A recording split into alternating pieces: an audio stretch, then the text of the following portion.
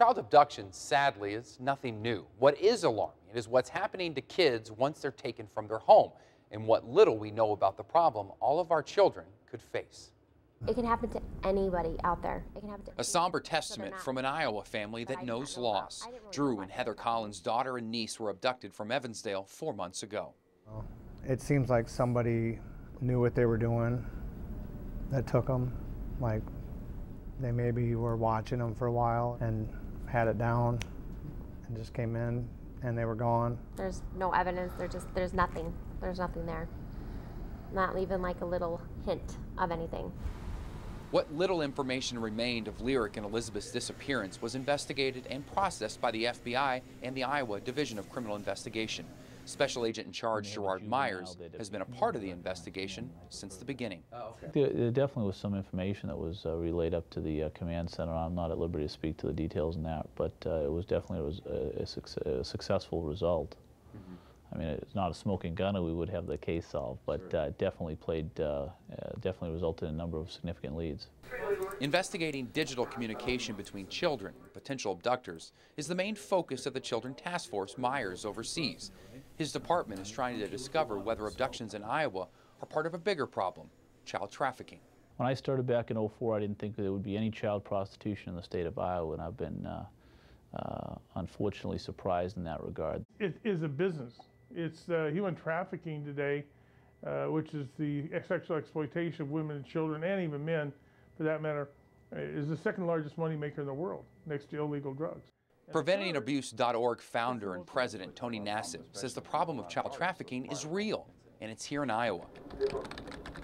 For 15 years, he's taken his message across the country.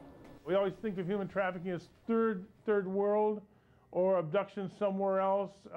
Florida's a hot spot, but Iowa's had its problems. In Iowa City, a child sex trafficking ring was busted in September of this year. Investigators say 3 teenagers were coerced from their homes and brought to Chicago to be part of child porn and a prostitution ring. Malik McKee and Shatina McKee are accused in the case. The Iowa City case is kind of a textbook example of human trafficking. Mike Fairjack is an investigator with the Iowa Attorney General's office and works alongside Special Agent Myers in the Crimes Against Children Task Force. We are probably a conduit for trafficking. How much of it happens here in Iowa has yet to be determined. Our statistical increase over the last year, in one calendar year, those tips have gone up 308%. Tips, suspicion, but not many cases. You see, the data's skewed. In order for investigators to prove that an abduction is part of human trafficking, well, they have to have the evidence to prove it. However, in Iowa, you have everything you need for the enterprise to thrive. Children who believe they're safe, and numerous outlets, including many interstates.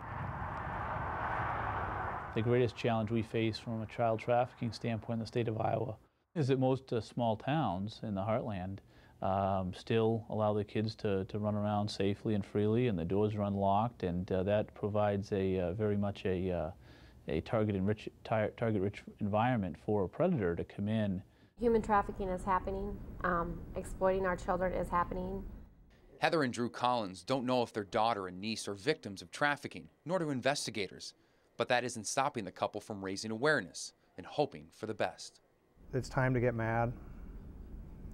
Like I said, if you got a grandson, granddaughter, you're an uncle, you're a parent,